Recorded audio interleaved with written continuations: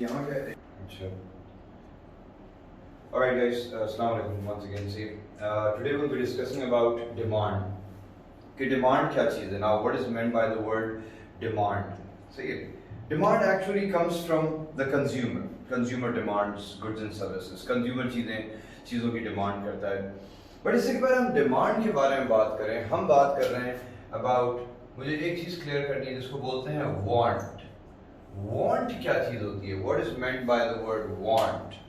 Want basically क्या है? Want is when an individual is willing है लेकिन able नहीं है खरीदने के लिए कोई चीज. मिसाल के तौर पे I want to buy a Ferrari or maybe I want to buy a BMW.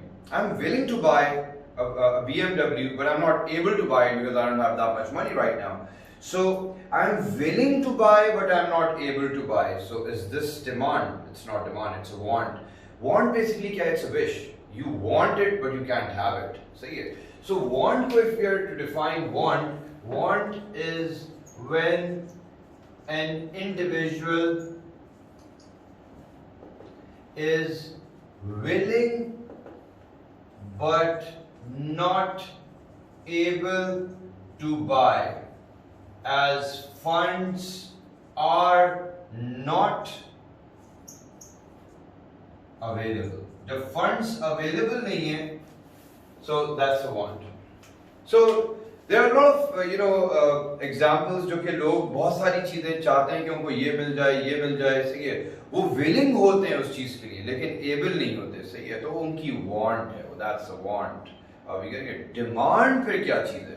Demand is when an individual is willing and able to buy. Willing भी है, able भी है खरीदने के लिए. Willing and able to buy as funds are available. जब पैसे हैं जेब में, सही है, and willing भी है, खरीदना भी चाहता है. That's actually a demand. Willing and able to buy as funds are available. तो यानी कि अगर हम बात करें demand की definition पे, demand is when an individual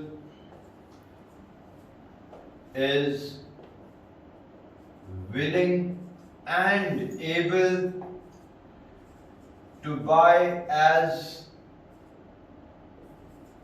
funds are available. जब funds available हैं, पैसे available हैं, so that's a demand. यानी कि willing भी है, able भी है to buy a good or service. Now let's suppose we're comparing three people. अब तीन लोगों के बारे में हम बात करें. एक बंदा है, let's suppose Mr. Hamza. Mr. Hamza चाहते हैं कि BMW खरीदें, सही है. He is willing to buy a BMW, okay fine, but he does not have the money to buy it. He earns only, let's suppose, 20,000 rupees a month. So he's willing to buy a BMW, but he's not able to buy it. Is that part of demand? No. Hamza के लिए BMW is a want. There's another guy, let's suppose, with the name Junaid. He has sufficient money with him. बहुत अमीर है, सही है. But he is able to buy the BMW, but he's not willing to buy it. वो कह रहा है नहीं, मुझे घर अपना और बड़े से बड़ा घर बनाना है. But I don't want a car. मुझे गाड़ी की ज़रूरत नहीं. I'm okay with whatever car I have. So is he part of demand? जबकि he has the ability to buy. No, he's not part of demand. The third person, let's take my example. सही है. So I'm willing to buy a BMW, and let's suppose I have the money with me. सही है. So it's actually a demand. Willingness and ability जब दोनों होती है, then it becomes a demand. Are we clear with this? So willingness and ability दोनों होनी चाहिए. सिर्फ ability होने से जरूरी नहीं कि वो effective demand create हो. अब अगर हम बात करें कि price and demand की क्या relationship है? Price and demand. सही है. Price and demand की क्या relationship है? अगर प्राइस बढ़ेगी कोई भी चीज, मिसाल के तौर पे लेट्स सपोज ये मार्कर महंगा हो गया, इसकी प्राइस बढ़ गई, सही है. इसकी प्राइस बढ़ जाएगी, डॉलर कंपनी का है, मैं कोई और ब्रांड का खरीदूंगा, तो किसी चीज की प्राइस बढ़ती है, डिमांड कम होती है. अभी उल्टा जा रहा है, यानी कि प्राइस बढ़ रही है, डिमांड कम हो रही है. अच्छा, अगर प्राइस कम हो गई, किसी चीज की प्राइस कम हो गई, डिमांड बढ़ जाएगी, डिमांड बहुत ज्यादा बढ़ गई. तो यानी कि इट हैज एन उल्टा रिलेशनशिप, सही है. That means an inverse relationship. इसको नेगेटिव रिलेशनशिप भी बोलते हैं। यानी कि एक एरो नीचे जा रहा है तो एक ऊपर जा रहा है, प्राइस बढ़ाई डिमांड कम, प्राइस कम करी डिमांड बढ़ी, दोनों एरोस इनवर्स चल रहे हैं। तो यानी कि price and demand has an inverse relationship. अच्छा याद रखें, इनवर्स रिलेशनशिप को मैं एक और वर्ड से भी बोल सकता हूं, inverse, negative relationship. It has a negative relationship. जैसे कि अगर हम बात करें, अगर ये एग्जांपल को थोड़ा सा आगे लेके चले, यानी कि प्राइस बढ़ेगी, किसी भी चीज की प्राइस बढ़ गई, बहुत ज्यादा महंगा कर दिया, सही है, तो क्या होगा, प्राइस बढ़ेगी। जैसे कि फॉर एग्जांपल एमिरेट्स के tickets are relatively more expensive than Turkish Airlines, सही है। मैंने जितनी भी अगर इंटरनेशनल ट्रैवलिंग करी है, सेकंड हाईएस्ट तो एमिरेट्स ही होगा, बट सबसे ज्यादा मैंने टर्किश एयरवेज यूज करी। तो प्राइस अगर एमिरेट्स बढ़ाएगा तो उसकी डिमांड कम हो गई, एंड लेट्स सपोज अगर प्राइस कम करेगा, सही, उसकी प्राइस कम हो गई, तो क्या होगा, डिमांड बढ़ेगी। तो दैट्स एन इनवर्स रिलेशनशिप। एक एरो ऊपर जा रहा है, एक नीचे जा रहा है, एक नीचे जा रहा है तो एक ऊपर जा रहा है, तो it has an inverse relationship. एक चीज याद रखिएगा, anything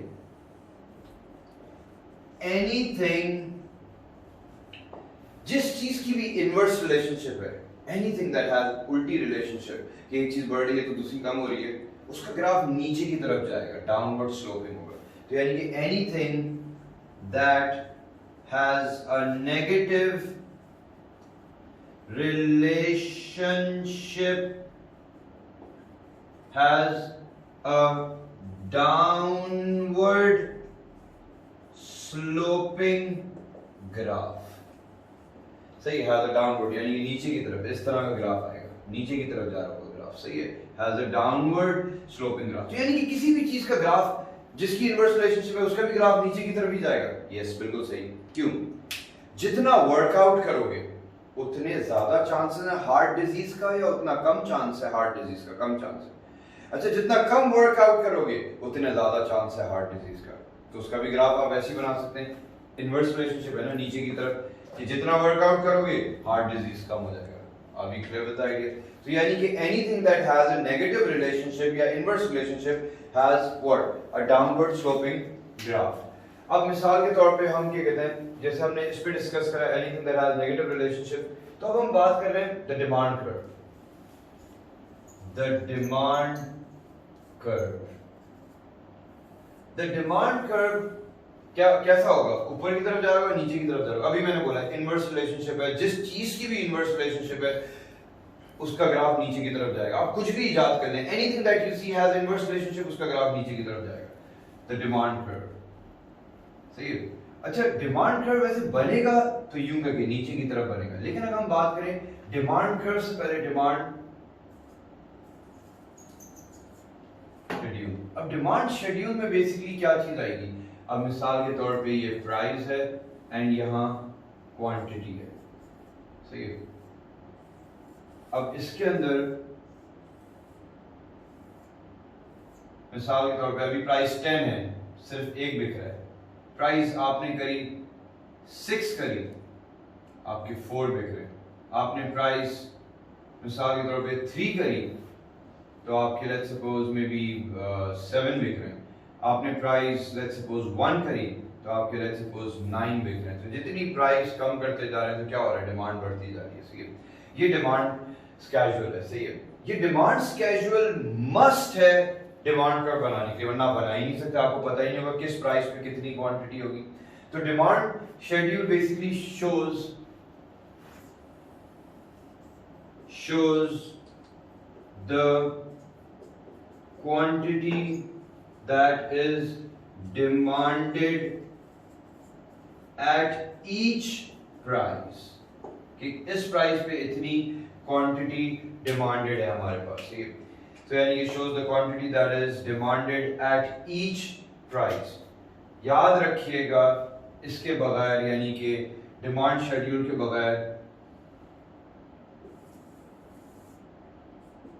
this is needed to make a demand curve। यानी कि डिफरेंट डिफरेंट लेवल पे आपको पता होना चाहिए इतने की इस प्राइस पे इतनी क्वांटिटी बिकेगी। अच्छा, द डिमांड कर्व,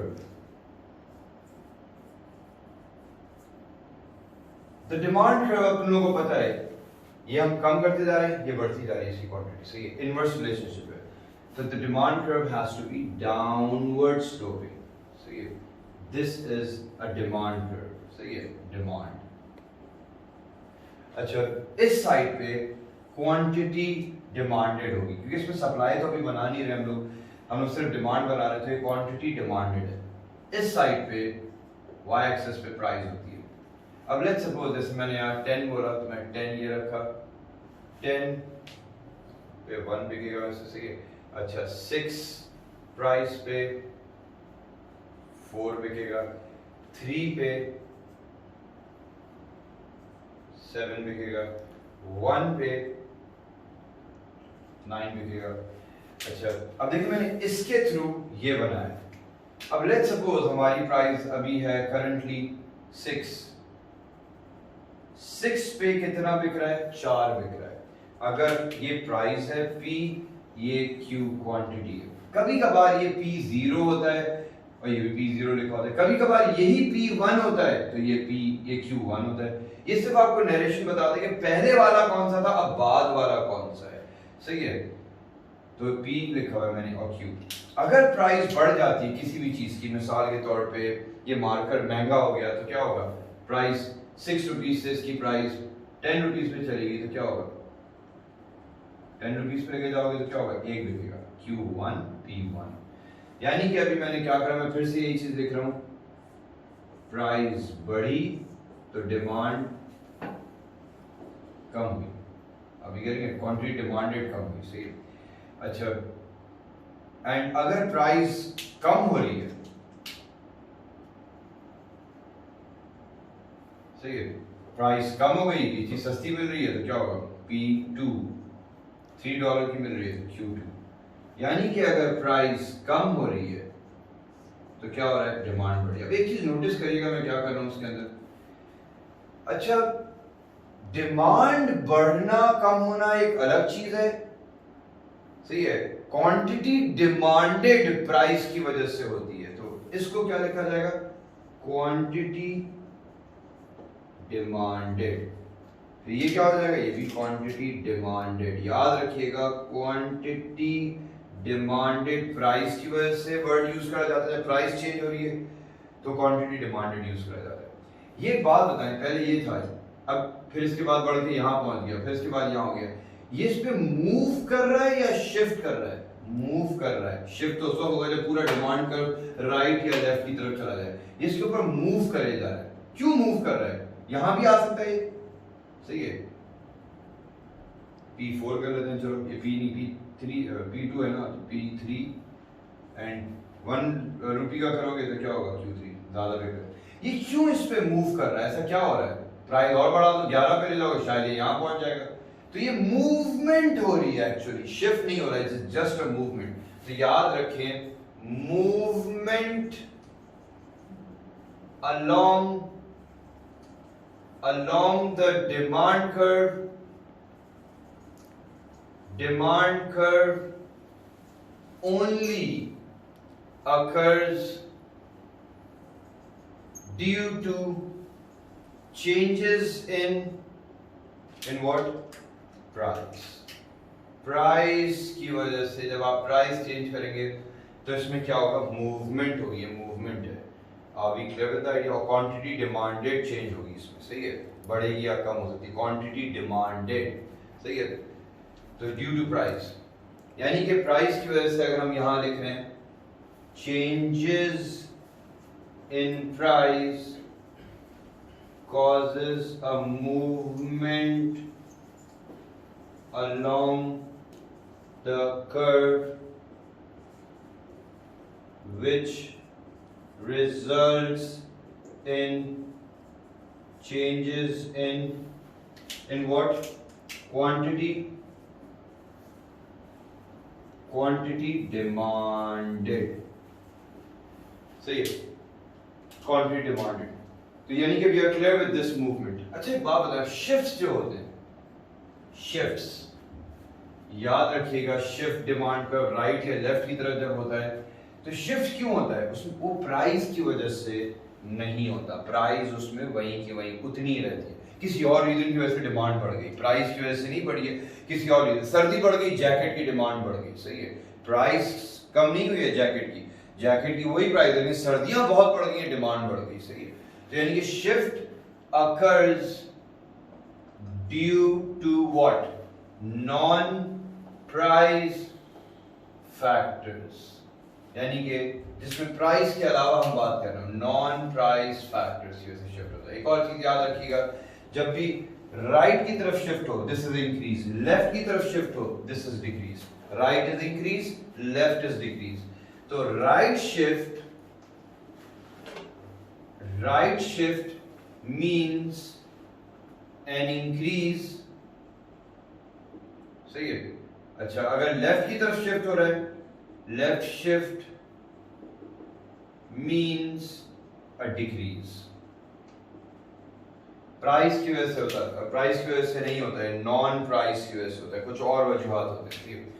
अब यानी कि let's look at these two examples here.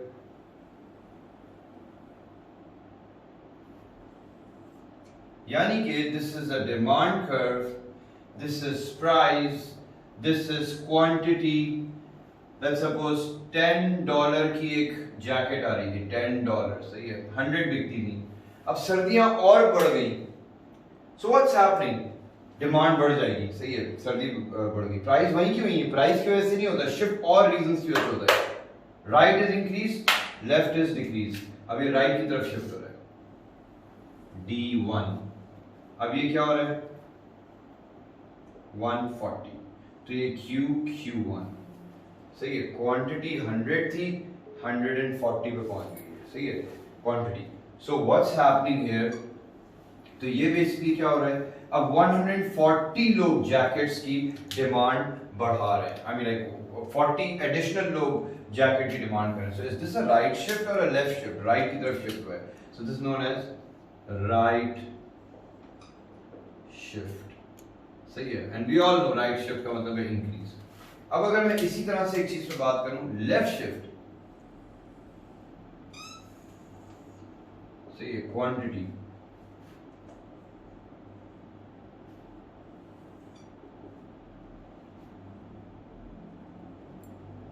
अब ये देखें 100 लोग डिमांड कर रहे थे $10 पे जैकेट्स, अब गर्मियां पड़ गई हैं, जैकेट की डिमांड बढ़ेगी या कम होगी?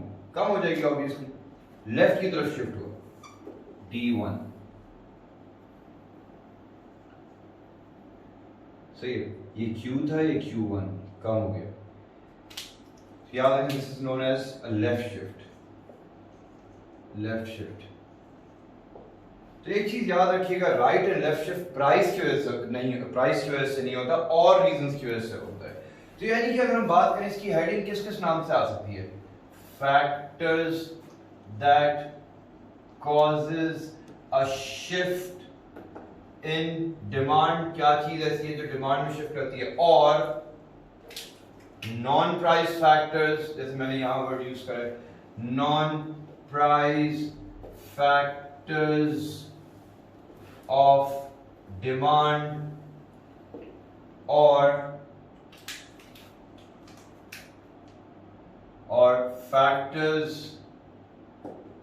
that influences demand or determinants of demand, क्या चीज डिमांड को डिटरमिन करेगी? They can ask you this particular heading with 4 different, other names, यानी कि 4 different other headings, जिसके अंदर बहुत सारे पॉइंट्स आएंगे जो कि डिमांड को, शिफ्ट कर सकते हैं राइट या लेफ्ट की तरफ। मिसाल के तौर पे एडवर्टाइजिंग ज्यादा करी, उसी प्राइस पे अब लोग और खरीदेंगे, सही है। अच्छा लेट्स सपोज लोगों की इनकम पे टैक्सेस बढ़ गए, बेचारे लोगों के पास पैसे कम बचे, तो लोग डिमांड कम करेंगे, अभी क्लियर आइडिया। अब लेट्स सपोज कंट्री के अंदर पॉपुलेशन बढ़ गई, डिमांड बढ़ेगी, उसी प्राइस पे लोग ज्यादा ब्रेड खरीद लेंगे, सही है। अब मैं नेक्स्ट में आपको समझाऊंगा कि फैक्टर्स, इसको हम डिस्कस करेंगे. Is everyone clear with this?